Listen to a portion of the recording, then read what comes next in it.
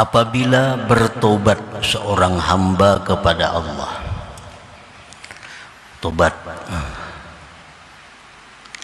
dan dia mencita-cita untuk istiqamah, mencita-cita untuk istiqamah dalam tobatnya, artinya mempertahankan tobatnya itu,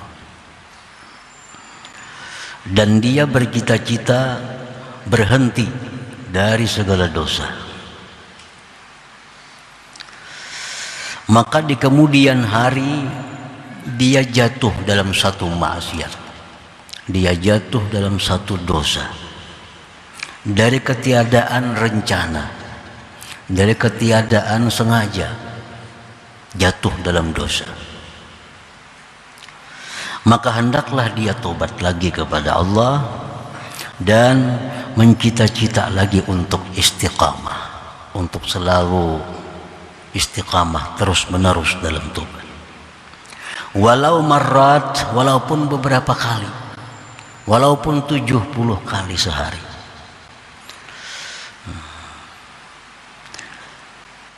Karena barangkali dosa itu adalah merupakan dosa yang terakhir yang ditakdirkan Allah kepadanya. Nah, para muhibbin rahimakumullah, jadi tobat kepada Allah ini tidak ada batasnya. Berapa kali sehari kita tobat, makin banyak tobat maka Allah makin suka kepada kita. Nah, pagi hari habis salat subuh kita tobat kepada Allah, segala dosa kita pisahkan, kita hentikan, kita sesali, kita bercita-cita untuk tidak mengulang lagi. Nah, tobat kepada Allah dan berjanji bahwa istiqamah dalam tobat ini. Ternyata jam 8 pagi jatuh dalam dosa, entah melihat sesuatu yang dilarang Allah, mendengar sesuatu yang dilarang Allah, mengucap sesuatu yang dilarang Allah, jatuh dalam dosa. Nah, tobat lagi kepada Allah, tobat lagi, dan berjanji lagi untuk istiqamah dalam tobat itu. Tahu-tahu jam 10 pagi dosa lagi. Nah, tobat lagi kepada Allah, bercita-cita lagi untuk istiqamah dalam tobat. Ternyata jam 12 melakukan dosa lagi, marrat, berulang-ulang. Maka tobat lagi kepada Allah, bercita-citalah untuk meninggalkan segala dosa itu. Nah, kenapa demikian kita selalu disuruh untuk tobat, untuk tobat? Karena siapa tahu itu dosa yang terakhir untuk kita. Siapa tahu dosa yang kita perbuat jam 12 ini dosa yang terakhir yang ditakdirkan Allah untuk kita. Nah, para muhibbin rahimakumullah, jadi artinya bahwa tobat itu jangan sampai menunggu. Jangan sampai menunggu. Berbuat dosa di pagi hari ditunggu sampai habis asar tobat. Nah, jangan demikian. Begitu jatuh dalam dosa, tobat kepada Allah. Asy-syaitan qad yuwaswisu ilaih kun ala ya'sin minal istiqamah wa ala yakinin bi anna taubatak ghairu maqbulah. Fa khairun laka an ta'uda ilal ma'siyah wa la tatuba ila Allah li'annahu la yuridu bikal khair. Syaitan ini kadang-kadang memberikan masukan kepada kita. Syaitan memberikan was-was kepada kita. Ujar syaitan, wahai fulan, kalau demikian jam 8 tobat, jam 9 melakukan dosa lagi, tobat lagi jam 10 dosa lagi. Nah, kalau demikian, ujar syaitan, engkau ini sudah tidak ada harapan lagi untuk istiqamah. Engkau sudah tidak ada harapan lagi untuk istiqamah, untuk lurus dalam tobat. Buktinya sejam melanggar, sejam tobat, 1 jam melanggar, tobat lagi, Itu ujar syaitan adalah bahwa engkau tidak ada harapan untuk istiqamah dalam tobat itu. Dan yakinlah engkau bahwa Allah tidak menerima tobat engkau itu. Nah ini masukan syaitan kepada kita. Karena ujar syaitan, kalau tobat yang diterima itu pasti akan menjauhkan dari dosa. Nah ini 1 jam tobat dosa, 1 jam tobat dosa. Ini bukti bahwa tobat engkau ditolak oleh Allah. Sebaiknya engkau kembali kepada maksiat. Kada perlu tobat lagi sudah kepada Allah. Karena Allah tidak menghendaki engkau ini jadi orang baik. Allah tidak menghendaki engkau menjadi orang baik. Nah itu bagian dari tipu daya syaitan kepada kita. Atau bisa pula syaitan mewaswisi kepada kita, jangan tobat, kumpulkan dosa sebanyak-banyaknya, jadi kena tobat sekalian. Nah itu pun salah satu daripada godaan syaitan. Para muhibbin rahimakumullah. Nah kalau syaitan sudah mewaswisi seperti itu di dalam hati kita, nah syaitan sudah memberi masukan demikian dalam hati kita, falyaqul ilai, jawab syaitan tadi, la'alla dzalik akhiru dzambin qaddira alayya. Wahai syaitan, ini aku mesti tobat nih. Aku mesti tobat karena siapa tahu ini dosaku yang terakhir. Ini mungkin bisa jadi dosaku yang terakhir. Habis aku tobat ini mungkin bisa mati. Karena umur tidak ada yang tahu selain Allah. Nah, itu maksudnya faqad yakunu dzalik akhir dzambin qaddira alai. Wahai syaitan, aku mesti tobat. Nah, karena siapa tahu ini dosaku yang terakhir yang ditakdirkan Allah kepadaku. Inna rabbi ghafurun rahim. Wahai syaitan, bahwa Tuhanku itu pengampun lagi penyayang. Walaupun aku 1000 kali sehari berbuat dosa, aku selalu tobat, Allah mengampuni dosaku. Dan Allah tidak akan marah kepadaku dengan demikian. Yuhibbut taibin, Allah itu cinta kepada orang yang tobat. Nah 3 perkara itu cukup untuk melumpuhkan tipu daya syaitan yang menggoda kita untuk meninggalkan tobat atau menunda tobat tadi. Nah para muhibbin rahimakumullah, Allah subhanahu wa ta'ala berfirman, Qul ya ibadiyalladzina asrafu ala anfusihim la taqnatu min rahmatillah. Katakan wahai Rasul, hai hamba-hambaku yang telah melampau batas atas diri mereka. Hamba-hambaku yang melampau batas artinya yang banyak melakukan maksiat-maksiat, yang banyak melakukan dosa-dosa. Katakan kepada mereka, janganlah putus asa dari rahmat Allah. Jangan putus asa. Jangan beranggapan dalam hati, aku tidak mungkin jadi orang baik, aku tidak ada harapan jadi orang yang saleh karena banyaknya dosa yang kulakukan, zina, riba, minum arak, judi, menipu, mencuri, banyaknya dosa yang kau perbuat, berat untuk jadi orang baik. Nah anggapan seperti itu dilarang oleh Allah.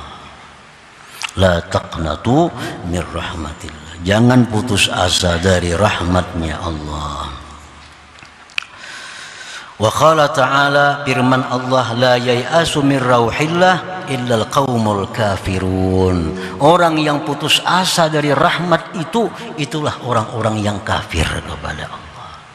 Orang yang merasa bahwa dengan banyaknya dosa Allah kada akan mengampuni dosaku, itu anggapan orang-orang yang kafir kepada Allah. Atau kita menganggap orang, wah itu luar biasa jahatnya, Allah kada akan mengampuni dosanya.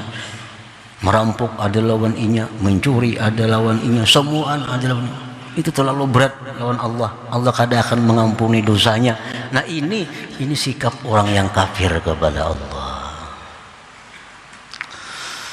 Wa qala ta'ala, dan firman Allah, innallaha yuhibbut tawwabin wa yuhibbul mutatahhirin.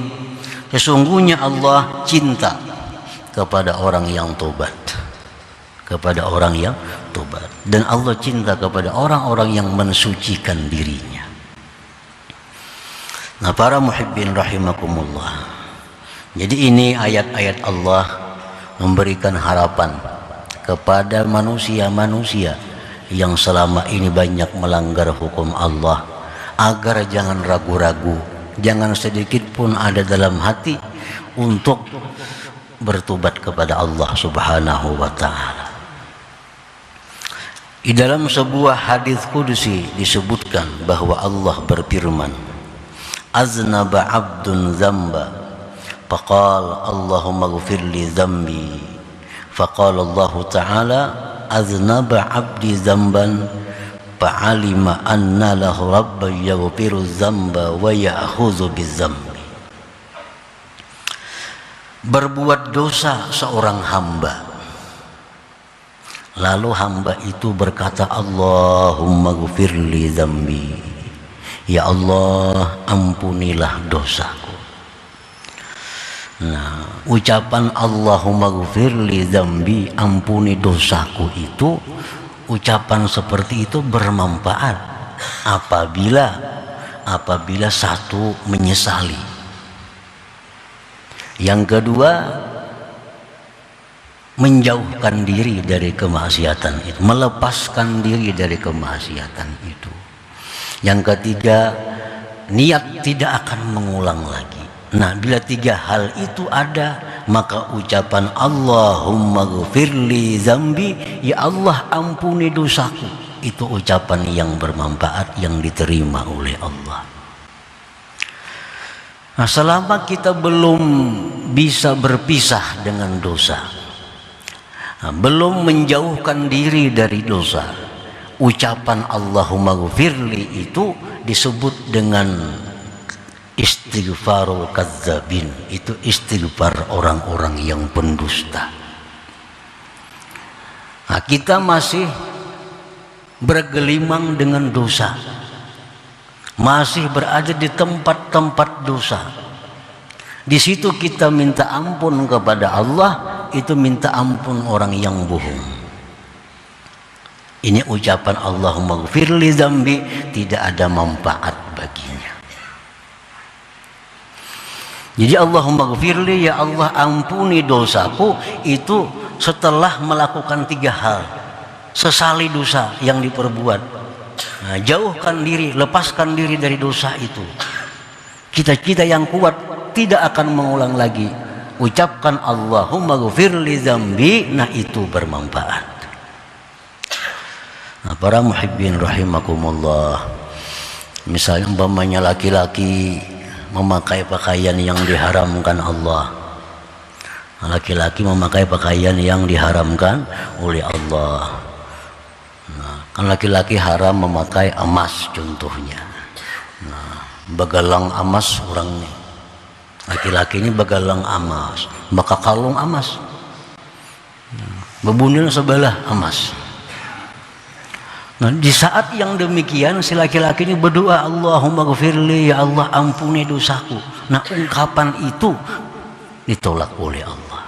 Kenapa? Sebab karena dia ucapkan itu keadaannya bergelimang dengan kemaksiatan. Nah, lepaskan gelang emas, cincin emas, kalung emas, bunil emas, lepaskan semua, sesali, nah hanyar Allahumma ghfirli, nah itu akan bermanfaat, akan berguna. Para muhibbin rahimakumullah, seorang hamba berbuat dosa, lalu dia mengucapkan Allahumma ghfirli dzambi, ya Allah ampuni dosaku. Allah menjawab, Allah berfirman, aznaba abdi, hambaku telah berbuat dosa.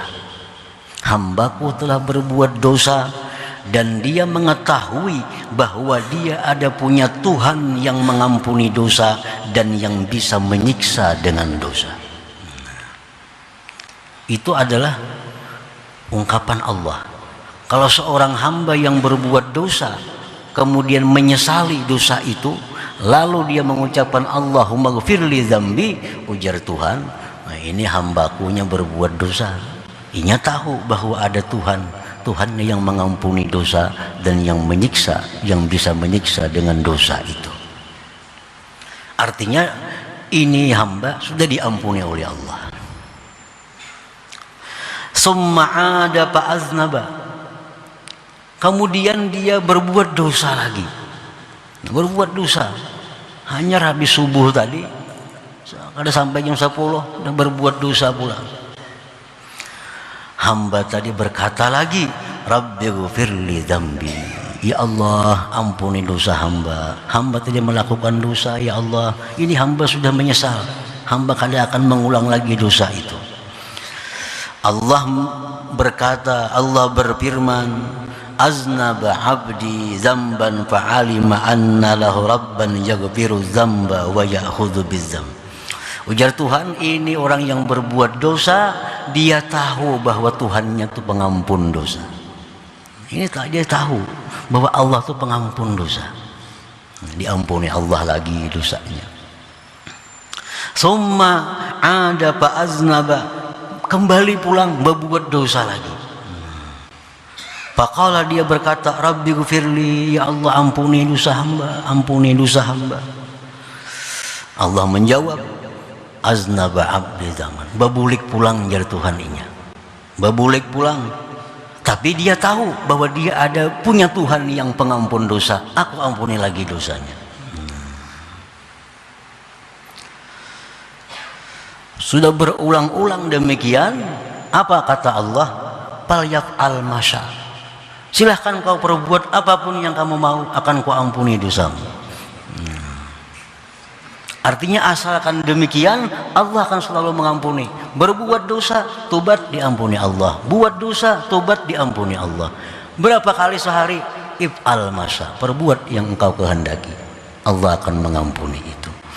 Nah, para muhibbin rahimakumullah. Jadi melanggar hukum Allah kemudian tobat, langgar lagi, tobat lagi, melanggar lagi, tobat, itu adalah sesuatu yang dicintai oleh Allah Subhanahu wa ta'ala. Para muhibbin rahimakumullah, Rasulullah sallallahu alaihi wasallam bersabda, kullu bani Adam khata wa khairul khata'in at-tawwabun. Tiap-tiap manusia itu berbuat salah, dan sebaik-baik orang yang berbuat kesalahan itu adalah orang yang tobat kepada Allah Subhanahu wa ta'ala. Nah, tapi tadi kita ingat bahwa ungkapan Rabbighfirli atau Allahumma ghfirli, ya Allah ampuni dosa, nah itu berguna asalkan dilalui dengan 3 syarat tadi dulu. Sesali dulu, sesali. Nah, lalu jauhkan diri dari maksiat itu, bercita-cita kada mau ulang lagi. Nah, hanya Allahumma ghfirli. Memang demikian, menyesal melakukan dosa, tapi 1 jam kemudian berubah lagi hatinya, kepingin lagi dengan dosa. Nah, kan hati ini kalbun bulak balik, artinya jam ini istiqamah, jam berikutnya bisa berubah. Nah, perbuat demikian, Allah akan suka kepada kita. Wa qala sallallahu alaihi wasallam, dan sabda Rasulullah sallallahu alaihi wasallam, innallaha yuhibbu kulla mufattanin tawwab. Innallaha yuhibbu kulla mufattanin tawwab, sesungguhnya Allah mencintai tiap-tiap orang yang sering berbuat dosa dan sering tobat kepada Allah.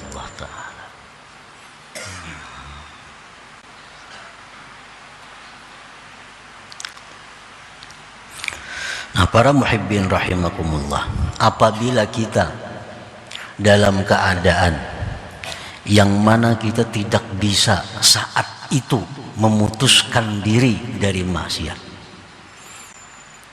kan Allahumma ghfirli tadi akan bermanfaat menghapus dosa kalau menyesal, kalau berhenti dan bercita-cita.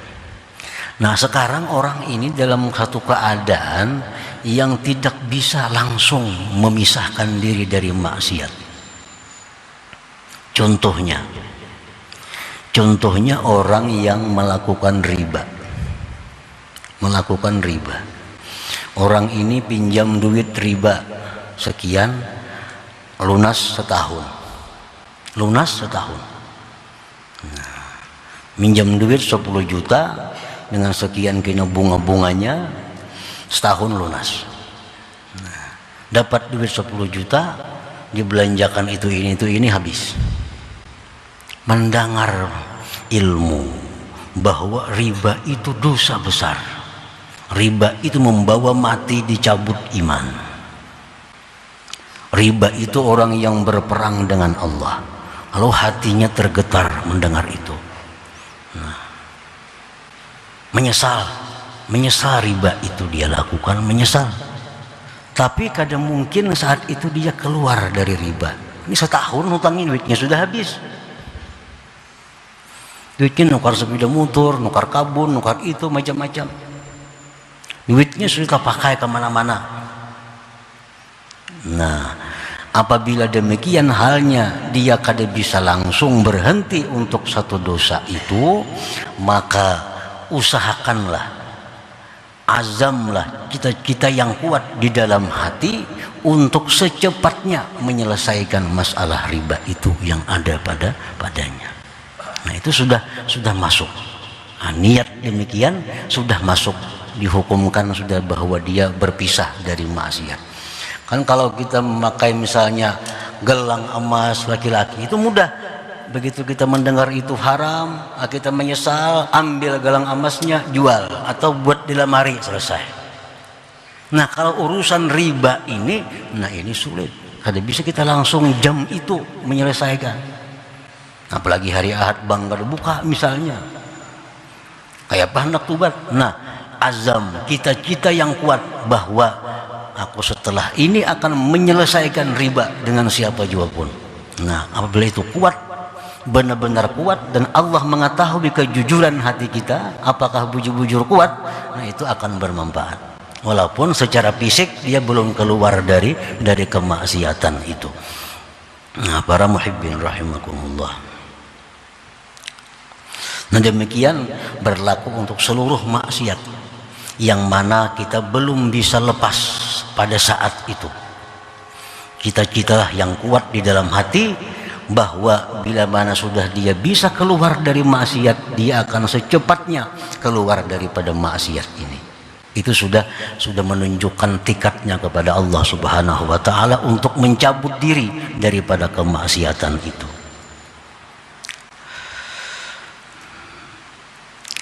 Qala al-Imam Al-Ghazali rahimahullah, berkata Imam Ghazali rahimahullah, wa kama takhazta dzamba wal auda ilaihi hirfatan fattakhidit taubata wal audata ilaiha hirfatan.